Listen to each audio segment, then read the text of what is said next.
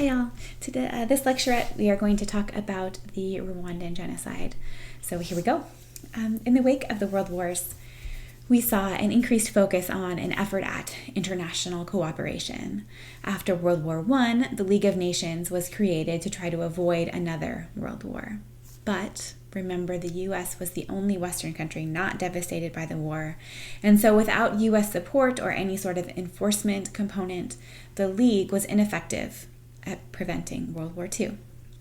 After World War II, some lessons were learned, and we now have the United Nations and some other international organizations like the WHO. But the UN, of course, is number one, the primary international organization. However, the UN hasn't been a perfect solution, and we can see this in the case of the Rwandan genocide.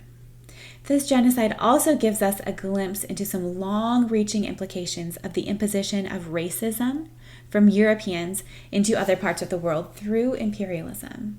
We'll also see the use of technology, in particular the radio, to use propaganda to facilitate a very low-tech killing process. Okay, let's talk about what happened. In 1997, which is after the genocide, the New York Times ran a front-page article which depicted the killing as simply age-old tribal animosity. This is, after all, the story that the West likes to tell itself about Africa, isn't it? However, the real story of the Rwandan genocide only goes back to the days of European colonization. This is not an age-old tribal animosity. As one historian has said, quote, "The Rwandan genocide was the product of a post-colonial state, a racialist ideology, a revolution claiming democratic legitimation, and war. All manifestations of the modern world." End quote. As we saw in our discussion of 19th century imperialism, European imperialists often relied on existing local power structures when they were colonizing. In Rwanda, there were three, although primarily two, ethnic groups: the majority Hutu, the minority Tutsi, from whom the traditional monarchy had been drawn, and the very small minority Twa. And so the power of the Tutsi aristocracy, traditionally, extended over the peasant Hutu population and also the hunter-gatherer Twa people. The Germans, and later the Belgians, used this existing power structure to instill further divisions and to solidify Tutsi dominance by introducing the concepts of racial difference. Hutus and Tutsis did have physical differences, so the ideas of tribes and race seemed ready-made for Europeans to capitalize upon. Tutsis tended to be taller and have longer, elongated noses, which supported the idea of racial scientists who argued that there must have been some European influence for these Tutsis, thereby making them naturally more suited to lead and further along in their evolutionary and civilization process. They were more civilized, and we could tell that based on the way that they looked. These ideas became internalized within Rwandans. After World War II, the Belgians tried to dismantle this system and democratize Rwanda in the process of decolonization. And as a result, Hutu power movements emerged, wanting an overthrow of Tutsi domination. It was seen as a crucial component of decolonization that would give power to the Hutu majority. And in 1959, a Hutu rebellion took over the country. This was violence that was actually approved of and encouraged by the Belgian commander on the ground. This was known as the Hutu Revolution.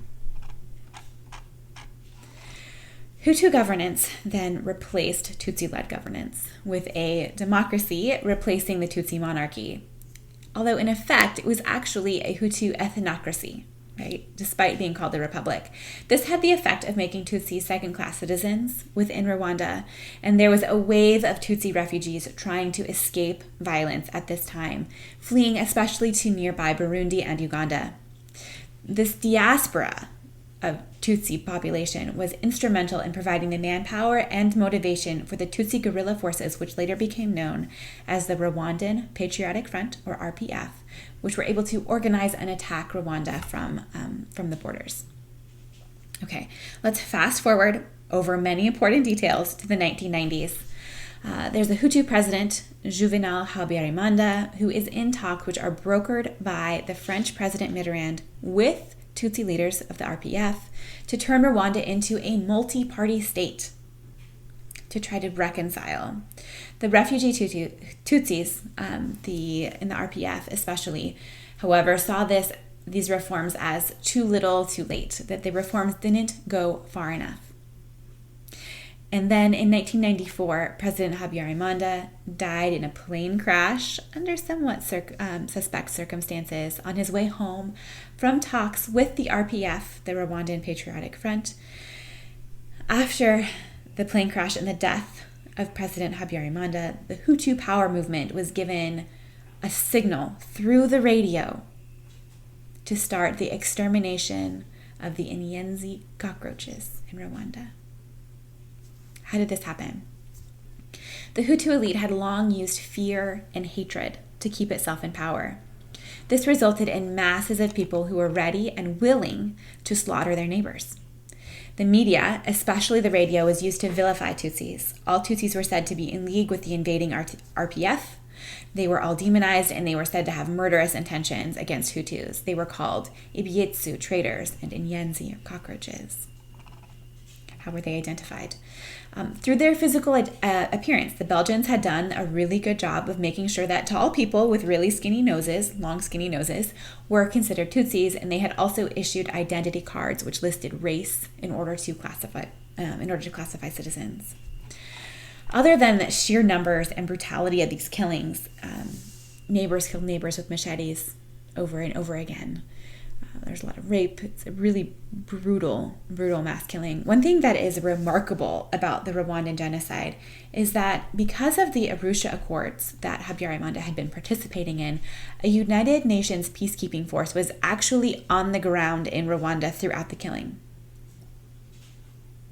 Led by Canadian Lieutenant General Romeo Dallaire, as a peacekeeping force, these troops had a mandate not to intervene in the violence and instead were relegated to bearing witness to the killing and trying to work in a really hamstrung preventative capacity. Why? Why couldn't they intervene to try to stop things? Well, again, the U.S. was the leading voice in the United Nations at this time in the early 90s. Remember that the Soviet Union had just collapsed, so Russia was still kind of recovering from that and trying to find its own way. The U.S. was recovering from a really newly horrific experience of seeing American soldiers not only get mired down and defeated in real time on CNN in Mogadishu, Somalia, but also just seeing the bodies of dead American service members being dragged through the streets in Mogadishu. See the film Black Hawk Down if you're interested in seeing a Hollywood depiction of this. This was a really horrific experience for the United States, and the U.S. was really reluctant to identify the Rwandan violence as a genocide, to call it a genocide, which would have necessitated international intervention. Okay. To add some nuance here, there's a lot of evidence, and as far as I can tell, growing evidence, that the RPF and its commander, current Rwandan President Paul Kagame, not only participated in retaliatory violence against Hutu militias and killing squads, but that they may also have even targeted Hutu civilians, both within Rwanda and also ultimately within the refugee camps, which were set up in neighboring countries for Hutu refugees fleeing the violence. There's also been recent reporting that the RPF may have in fact fueled some of the anti-Tutsi violence, so i.e. fueling the genocide, in order to solidify its own position and power in Rwanda. And Paul Kagame's subsequent leadership in Rwanda as president has been marked by both incredible successes, particularly economic successes, but also really striking irregularities in both elections and further Hutu repression. So, in conclusion, the rules of international cooperation had been enough to avoid total nuclear war after World War II. But mass killings, preventing further mass killings somehow seems beyond its scope. The situation in Rwanda had been created, fueled, and then observed in its culmination by European powers, fueled by technology and propaganda, and ultimately carried out by machetes.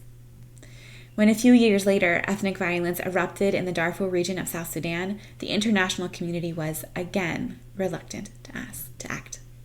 If you have any questions about that, let me know either on D2L, in email, or down below in this video, and I will see you guys later this week.